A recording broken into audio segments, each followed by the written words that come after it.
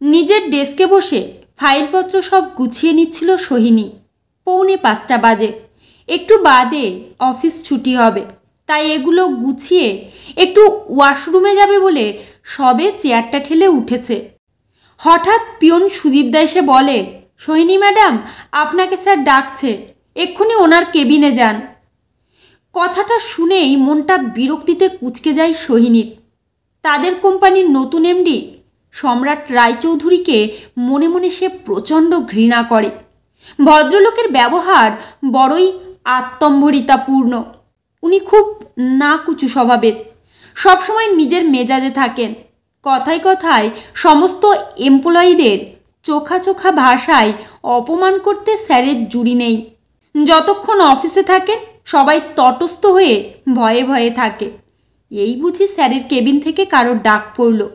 আড়ালে সবাই স্যারকে বলে রামগরুরের ছানা। সারা অফিসের লোক কেউ কখনো সম্রাট স্যারকে হাসতে দেখেনি। আর সোহিনীরা আড়ালে বলে, বড় লোকের বিগড়ে যাওয়া অলাদ। সোহিনীকে একবার চোখের জলে নাকের জলে করিয়েছিলেন সম্রাট স্যার। বাড়ি থেকে ঠিক সময়েই বেরিয়েছিল সোহিনী। রাস্তায় একটা রাজনৈতিক দলের মিছিলের জন্য প্রচণ্ড জ্যামে পড়ে। অফিসে ঢুকতে আধ ঘন্টা লেট। অফিসে পৌঁছে স্যারের কেবিনে ডাক পড়ে তার কোনো কথা না শুনেই স্যার বলেন, অফিসটা আপনার বেড়াবার জায়গা নয় যে নিজের সুবিধা মতো আসবেন যাবেন। অফিসের নির্দিষ্ট সময় মেনটেন করুন, না হলে চাকরি ছেড়ে দিন, আমি অন্য দক্ষ লোককে নিয়োগ করব। অপমানে কান মাথা ঝা ঝা করে সোহিনীর। দেখুন স্যার, আজকে রাস্তায় জ্যামে। আমি এক্সকিউজ পছন্দ করি না সোহিনী, অজুহাত দেওয়াকে ঘৃণা করি। আমার কথাটা মাথায় রাখবেন, যান এবার। সেদিন থেকেই সম্রাট স্যারকে এড়িয়ে চলে সে। আজ স্যারের ডাকে ভয়ে ভয়ে কেবিনে যায়। তাকে দেখে স্যার বলেন, মিস সোহিনী, যান বসাক অ্যান্ড সন্সের ফাইলটা নিয়ে আসুন। এক্ষুনি মিস্টার স্বপন বসাকের সঙ্গে আমাদের মিটিং আছে। কথা শুনে প্রচণ্ড রকমের রাগ হয় সোহিনীর। সে মনে মনে বিড়বিড় করে, অফিস ছুটির সময় মিটিং, এবার ফিরতে তো অনেক দেরি হবে। আপনার ঘর সংসার নেই বলে কি আমাদেরও নেই? গাধা লোক একটা। মনে মনে যাই বলুক, বাস্তবে ফাইলপত্র সব নিয়ে স্যারের কেবিনে ঢুকতে হয় তাকে। মাকে ফোন করে শুধু একবার জানিয়েছিল যে বাড়ি ফিরতে দেরি হবে। মিটিং শেষ হতে হতেই সন্ধে 7:30 বেজে যায়। ক্লান্তিতে মাথাটা ধরে আসে তার। ওয়াশরুমে এসে চোখে মুখে জল দিয়ে সোজা লিফটের দিকে হাঁটা দেয়। লিফটে ঢুকে গেটটা লাগাতে যাবে, তখনই সম্রাট স্যার এসে লিফটে প্রবেশ করেন। এখন এই লোকটার সঙ্গে একই লিফটে 15 তলা থেকে গ্রাউন্ড ফ্লোরে নামতে হবে ভেবেই মুড অফ হয়ে যায় সোহিনীর। লিফটে ঢুকে বাবু যথারীতি মোবাইলের দিকে তাকিয়ে আছেন। লিফটের ক্লপসিবল গেট বন্ধ করে গ্রাউন্ড ফ্লোরের বোতাম টিপতে টিপতে সোহিনী মনে মনে গজরাই, আমি যেন মাইনে করা বাবুর বাড়ির চাকর। লিফটের গেটটাও বাবু বন্ধ করবেন না, যত সব। কয়েক সেকেন্ড লিফট চলার পর হঠাৎ একটা প্রবল ঝাঁকুনি অনুভব করে তারা। প্রবল বেগে লিফটটার নিচের দিকে নামতে নামতে হঠাৎ করেই থেমে যায়। তারপরেই লিফটের ভিতরের আলো নিভে যায়। ঝাঁকুনির চোটে ছিটকে স্যারের গায়ে পড়ে সোহিনী। সম্রাটের মাথা সজোরে লিফটের দেওয়ালে গিয়ে আঘাত করে। প্রবল যন্ত্রণায় সে বলে চিৎকার করে ওঠে। ওদিকে তার হাতের মোবাইল লিফটের মেঝেতে পড়ে গেছে। মাথাটা ধরে সম্রাট যন্ত্রণামূলক চিৎকার করতে থাকে। সোহিনী সম্রাটের গায়ে পড়ায় তার বেশি চোট লাগেনি। নিজেকে দ্রুত সামলে নিয়ে সে বলে, স্যার স্যার কি হলো, কোথায় চোট পেয়েছেন? বলে দুহাতে সামনের অন্ধকারটা হাতড়াতে থাকে। ও গড সোহিনী, কপালে জোর লেগেছে, কিছুই দেখতে পাচ্ছি না, মোবাইলটা জ্বালান প্লিজ। সোহিনী দ্রুত নিজের ব্যাগ হাতড়ে স্মার্টফোনটা বের করে টর্চ জ্বালায়। দেখে সম্রাট স্যারের কপাল অনেকটা ফুলে গেছে। যন্ত্রণায় স্যারের চোখে জল চলে এসেছে।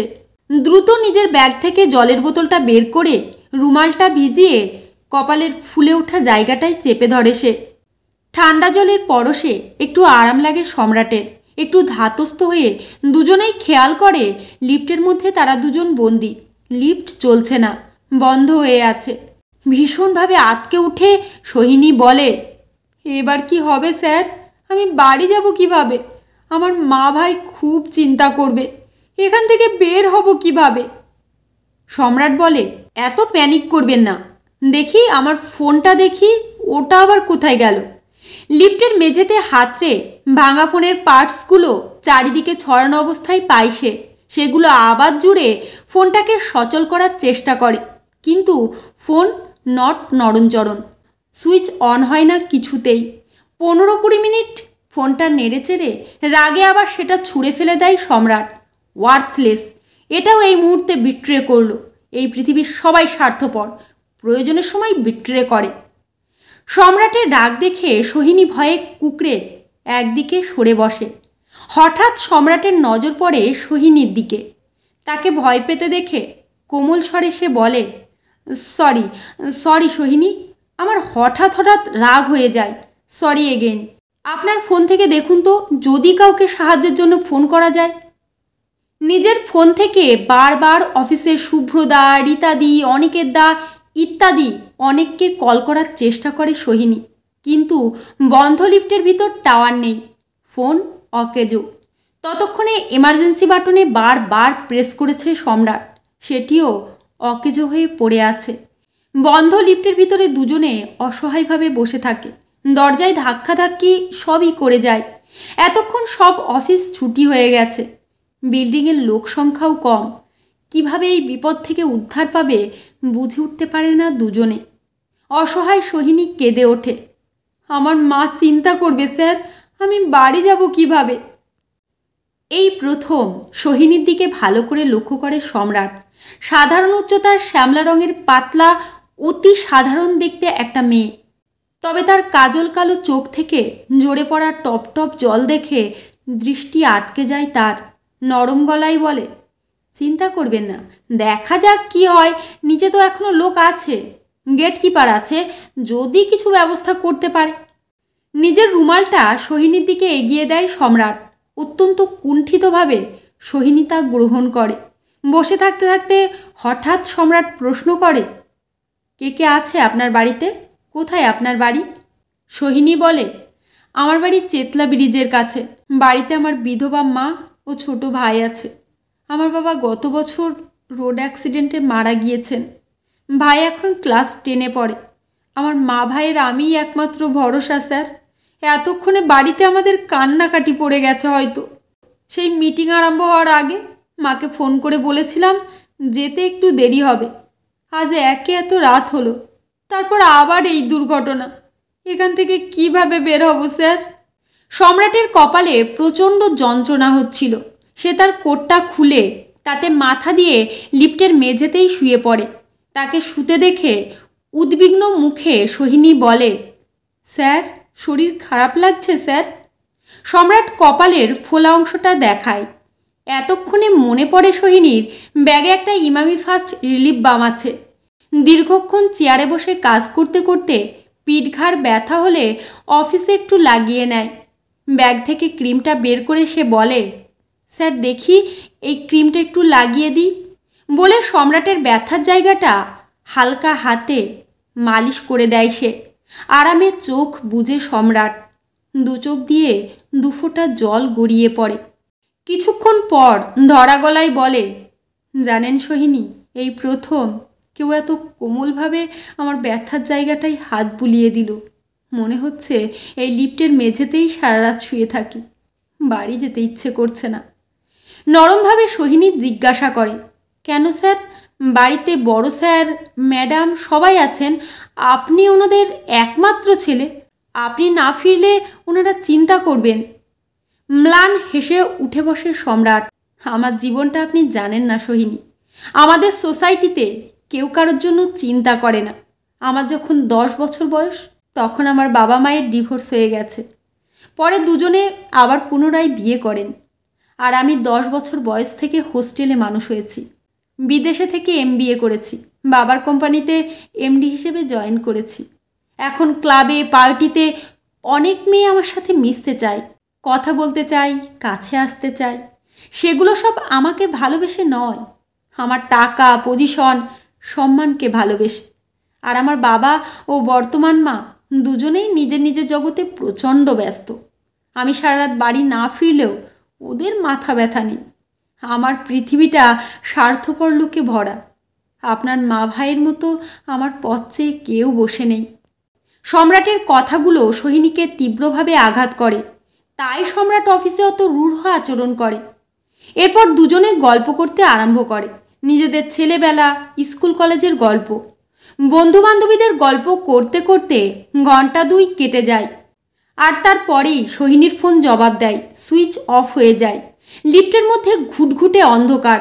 ভয়ে সোহিনী সম্রাটের কাছে সরে আসে।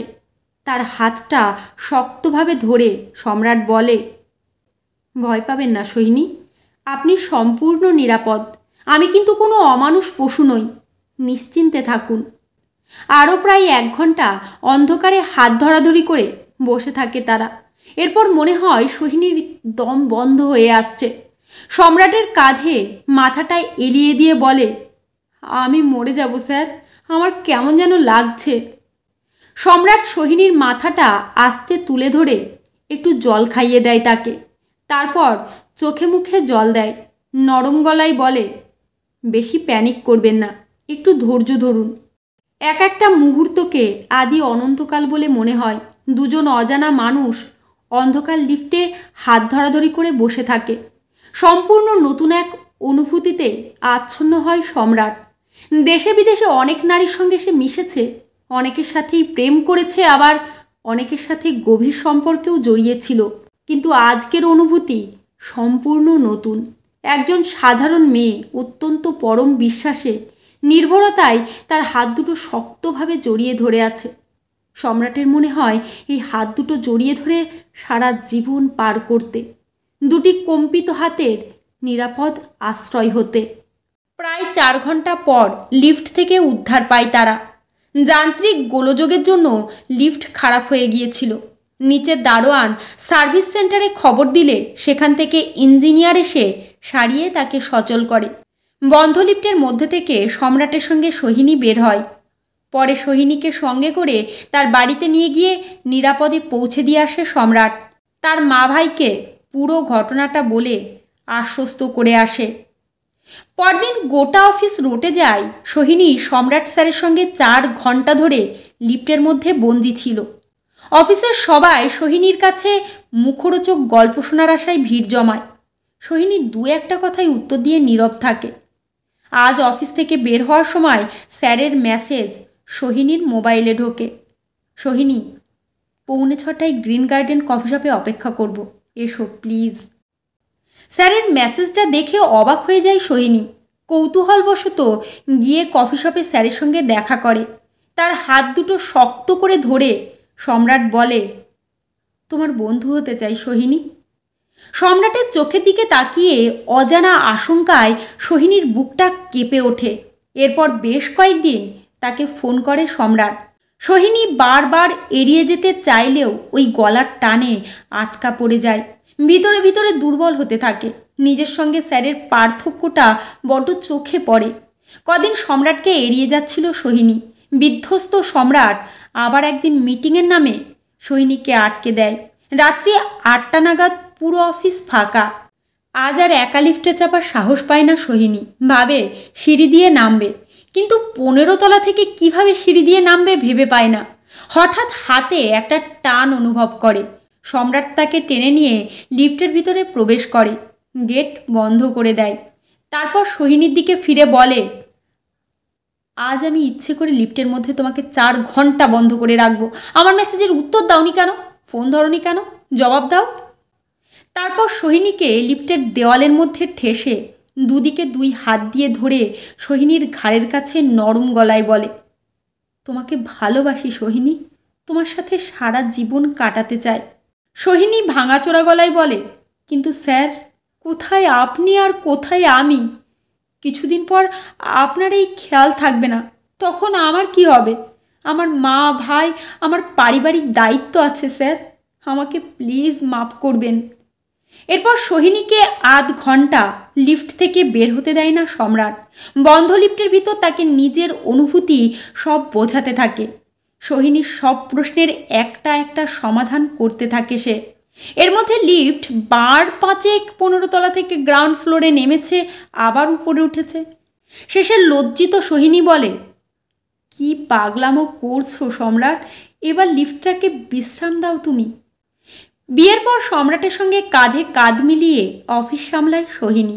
সব কাজ ছেড়ে ফিরতে দুজনেরই রাত হয়ে যায়, আর লিফটে উঠে বউকে জড়িয়ে ধরে সারাদিনের ক্লান্তি মেটাই সম্রাট। প্রাণহীন এই লোহার লিফটটা দুটো মানব মানবীর প্রেমের সাক্ষী হয়ে রয়ে যায়। লেখিকা মিঠু রায় চক্রবর্তী, পাঠে ঝুমা ঘোষ বিশ্বাস।